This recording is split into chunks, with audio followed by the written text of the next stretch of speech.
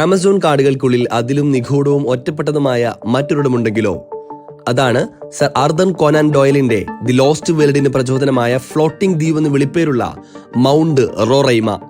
വെനസ്വേലയിലെ കനൈമ national പാർക്കിൽ സ്ഥിതി ചെയ്യുന്ന മൗണ്ട് റോറൈമ ടെപ്പൂയി പീഠഭൂമിയിലെ പക്കറൈമ ശൃംഖലയിലെ ഏറ്റവും ഉയരം കൂടിയ പർവ്വതമാണ്.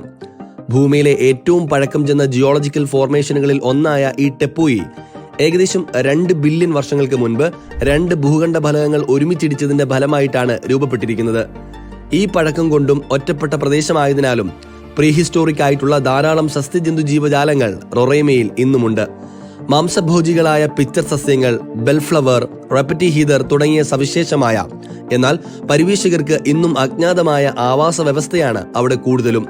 അതുകൊണ്ട് തന്നെ ഇതുവരെ കണ്ടെത്തിയതിലും കൂടുതൽ ദുരൂഹതകൾ മൗണ്ട് റൊറൈമയിൽ ഇനിയും ഒളിച്ചിരിപ്പുണ്ടാകാം.